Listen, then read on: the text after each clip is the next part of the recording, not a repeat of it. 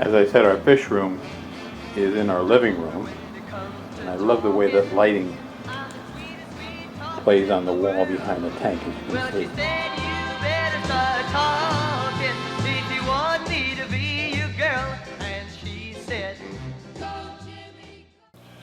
Okay, back into the living room.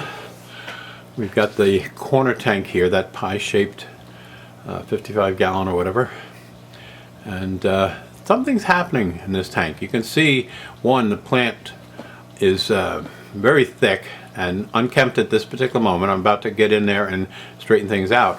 But what I'm disappointed in is I'm starting to lose some of the plants that I've been so proud of, and I don't know why. So for example, those corkscrew vallisneria that were over here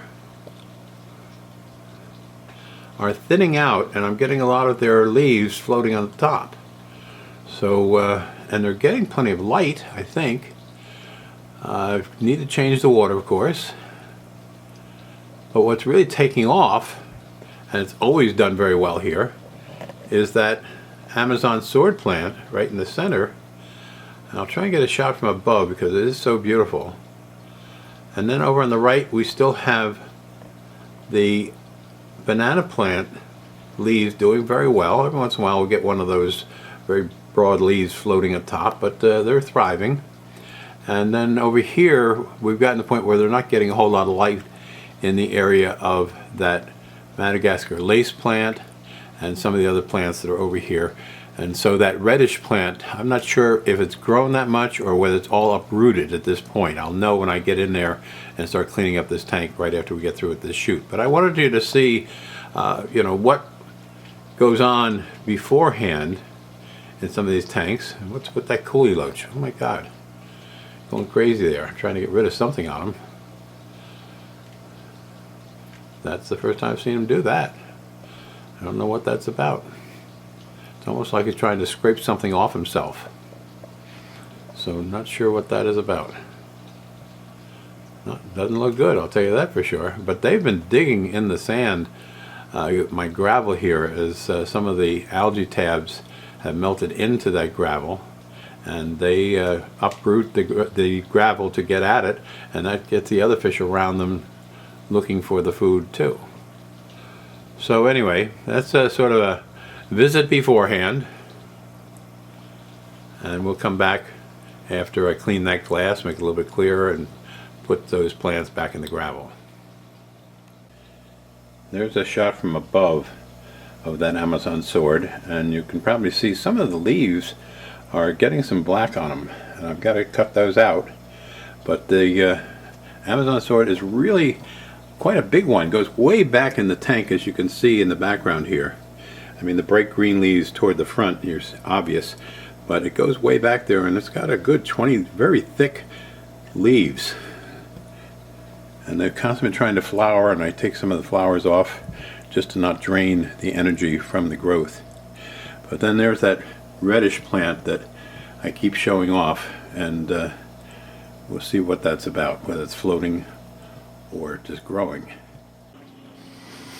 Okay, after a little bit of straightening things up and taking some stray plants out and moving things around, we have a much better, well, a very different look to this corner tank. Certainly the fish are more active right now. Whenever I'm moving around the living room, they think it's feeding time. And so that Amazon sword in the center is just gorgeous. And so I chose to make it a focal point instead of cutting it back even further. The Madagascar lace plant is sending out quite a few leaves, and they're on the narrow side again, but broadening out as they mature. Then I've freed up the banana plant a little bit more so it get more light. And then we have that dark frilly type plant. I'm trying to think, microfilm maybe? Microphilium? Something like that. Off in the right hand corner, cut those back in half. And then moved, actually hidden now that I look at it. maybe not such a good idea. That reddish plant that was so beautiful, I buried behind here, and it'll grow out again and fill up the top of the tank. Also trying to give the corkscrew vallisseria a better chance to come back. I don't know what's going on with that, as I said. But overall, now you can see more fish activity. There really are still a bunch of neons in here. I actually had to flush some down the toilet.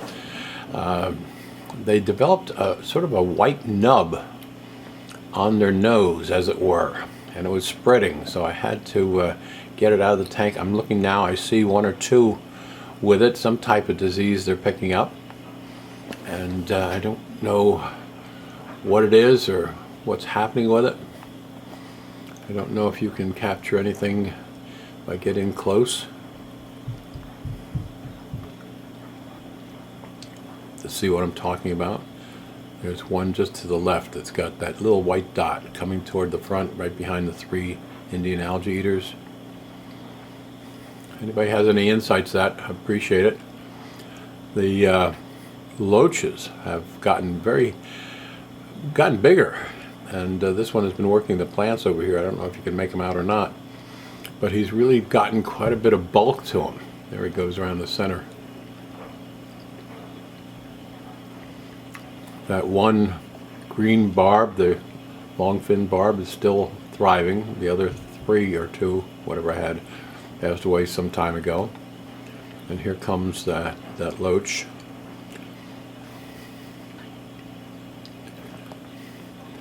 Now, all of a sudden, these Indian algae eaters are growing up. They've been fixed in size for a long time, and all of a sudden they're looking very full, and they're getting bigger. I hope they don't get as big as the ones that I've had to move around, because they start gobbling it down the plants. And then up here you see some of those young sword tails that I've moved from the office tank out here, along with some of the guppies, just to free up some space in that back tank.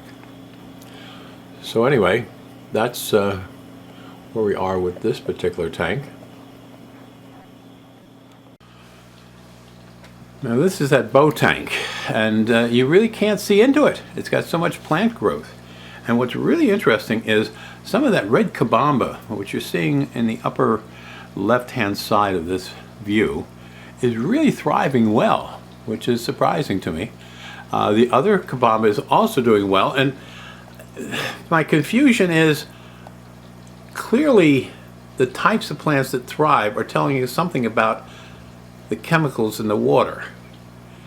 And so when one plant thrives and the other one doesn't, I don't know how to interpret that in terms of what's different. But then again, you've got that red leaf plant that came from that Disc Madness place that I originally was so disappointed with, but now have to admit it grows and builds out to a plant as big as the one I saw there. Those zebras are continuing to be equally plump as when I first got them. I wasn't sure if they'd been overfed and were filled that way, or whether these are females and there's no males around. I don't know what that's about. But anyway, my point here is, look at that plant growth. I mean, you can barely see the fish. The fish are fine. They love it. But I've got to do something with this tank, and I was going to get into that today. And before I did that, I thought, let me capture this so you can see the before and after scenes on this very heavy plant growth. So I bring a garbage can over next to me. I bring a pan that I can put the plants into as I cut them back, and I will not throw any plants away. And the other piece of some of these plants goes out to that summer pond half barrel that's doing so well out in my wife's garden. And so we'll see about getting a shot of that later on. And on the bow tank, you can see the night and day before and after. This is the after, and I took out a bucket of both green and red kabamba that I don't know what I'm going to do with right now. I'm definitely do not throw it away, but I don't have any place in these tanks to put it. Talked to my friend Bruce yesterday. He's coming along with his fish room and has gotten the tanks he wanted at a sale price of $1 a gallon, and is busy setting up that room that we'll come to visit sometime in the near future. But it's too early for some of the plants, and he's got quite a bit of plant growth from his own tanks that he uses. But you can certainly see that plant, that red plant as I call it, and this has been cut back and bunched together, and this is more like what that tank at This Madness had that I was so impressed with. So now my plant is not quite as impressive because it's got so much around it, but in theirs was the showcase. It was the only plant in the whole big tank, and it looked gorgeous. And so I got to withdraw my complaint about that, as I've said in many of these videos. And now that I've cleaned this out a little bit, we see those neons had disappeared in the overgrowth, and now there's about 10 of them in there, and they were together yesterday. And then you see that one big algae eater. When I say they grow up, this is how big they get. I did move that one from the corner tank out to the pond outside. Don't know how it's going to make out. We're starting to get a little bit of cool weather in the evening these last couple nights, but it doesn't change the temperature of the water very much because it's kind of deep. It's really interesting over time to see how different these tanks can be. And again, over on the right hand side we have yet the second big Amazon sword, and right behind it that Madagascar lace plant that I enjoy so much. And then that frilly leafed one is still doing well, mostly in the background right here. So again, we're doing well with this. There's the second of those two Amazon swords. And looking at that sword plant from on top, you can get some idea of just how big it is. And the one that I was showing you just over here, again, looking at it from the top, you get some sense of just how big that's gotten. And then we have a couple of small ones down here that continue to well. They must be different varieties because they don't get as big. And then of course you have that red plant that fills up the center of this tank.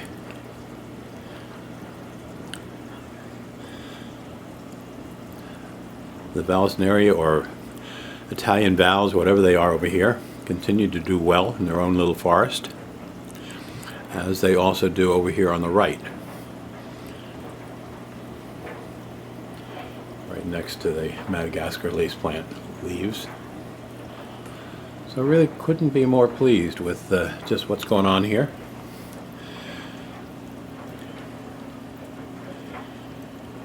And we've got the two plecos in here that are getting too big. It looked like one was going to come out, that's why I held the camera here. He's in the back there someplace. The red-tailed shark right down the center there continues to do fine. I think there's a bigger one in here. I think that's one of the smaller ones that's grown up now. Haven't seen him for a while because of that overgrowth. And then of course we have those zebras that are doing so very well. Still as plump as the day I got them. I think they're all females because they all look like they're egg laden, and there's no males in that group at all. Oh good. One of those catfish, I forget what they're called. I didn't realize we still had one there. Very expensive cat with that orange pectoral fin.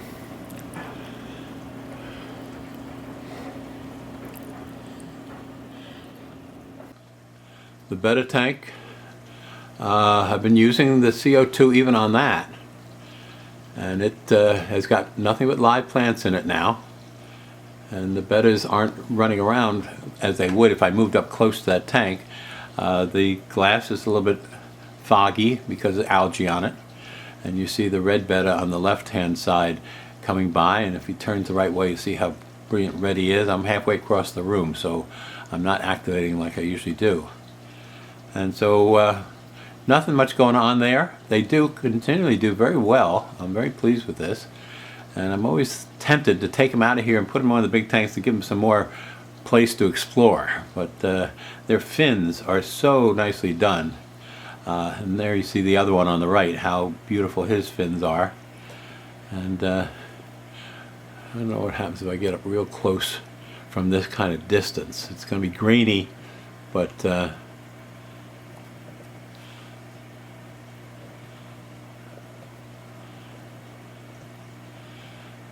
anyway, it's not an easy tank to maintain. There's about 5 gallons there, I think, and so it's one of those things that you have to exchange some of the water, and I use some of the CO2. But when you put in food, if they don't eat the food, it falls to the bottom and stays there. I did have 2 small catfish in here at one point, Corys, and nothing else survived in these tanks with these bettas. The bettas didn't attack them or anything. They just didn't thrive in the small tanks.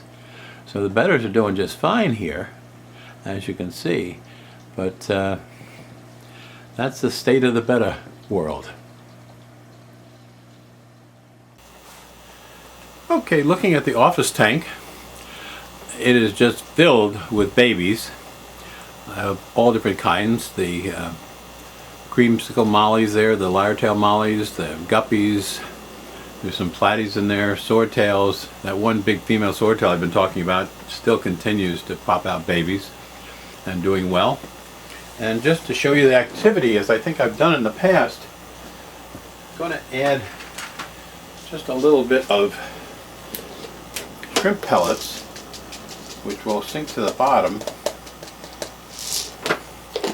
and drive traffic down there so I can get all the fish to come out, so you can see just what's going on in this tank.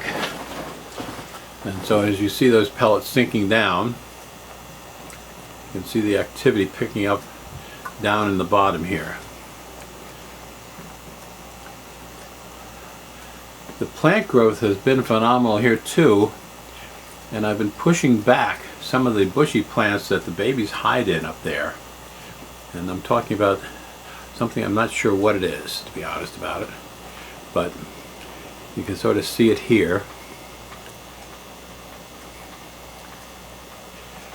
And it works out real well for those babies. And so that, there we go. That had pushed back, which has given me more light for the one Amazon sword plant that's in this tank. And it continues to do very well. Even though last time I think you saw it, it was sort of hidden. But it's got a lot of leaves to it. They're doing very well. And so you can see the activity. There's the clown loaches that I'm so proud of. They're getting bigger and bigger, and this tank is not that big. It's a 30-gallon hex tank. I've been tempted to move them to the other bigger tanks, but I had clown loaches in all 3 tanks, and these are the only 2 that survived. The other 2 tanks developed ick, and they died before I could do anything for them. And so these are doing so well here, I hate to mess around with it, if you know what I mean. And so let's see if they'll come out again, just show you how big they've gotten. But this will be a before shot of each of the 3 tanks, and as you'll see in the boat tank especially, it's gotten to be a very thick forest, and so I've got to do something with it. I was going to get into it this afternoon. I thought before I do that, let me show you how lush the growth has been. There's one of the clown loaches, and if there's one there, the other one is nearby and is the same size. Beautiful fish. I love them. They don't typically do well. In this tank they've done very well, and so I'm very pleased. But like I say, I don't have any place to put all of these babies that you can see swimming around above the bigger fish, and they're every size under the sun. And I did take out 5 of the swordtails that have grown up into a reasonable size. So with that and the water wisteria, has some leaves on it, but the lower end has thinned out, and it didn't really do much in the other tank when I moved it there, so we shall see.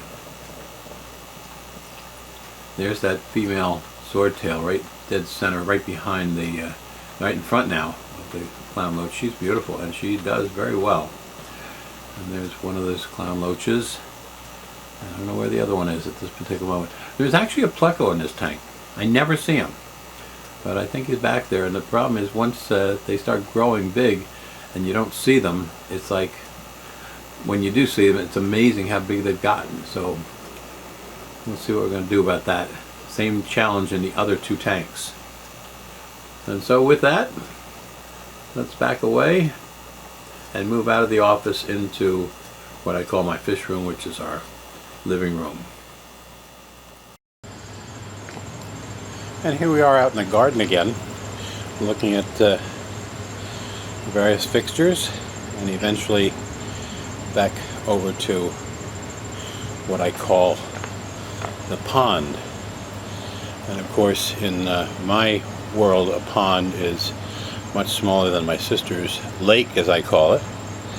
But that half barrel houses an awful lot of fish right now, mostly babies. And so here's the pond, as I call it. As you can see, it's a half a barrel, and that keeps the water fairly stable as far as temperature goes, even when most recently we've been down into the 50s at night. And so while you don't see much in it, I certainly can't capture it on camera, I can assure you it's filled with babies, and there's some platies, and I did put that one algae eaters in there, and keep taking the duckweed out. And so you don't see much. But then again, why do we buy fish for our tanks if they're those kind that hide? And then right next to it we have our food source, our cherry tomatoes that I enjoy so much during the summer. And so let me share with you a couple nice cherry tomatoes, typically eaten right off the vine.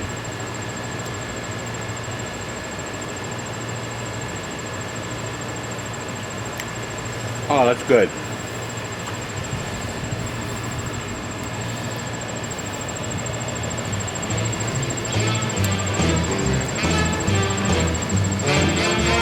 I told her when it comes to talking, I'm the sweetest sweet talker in the world.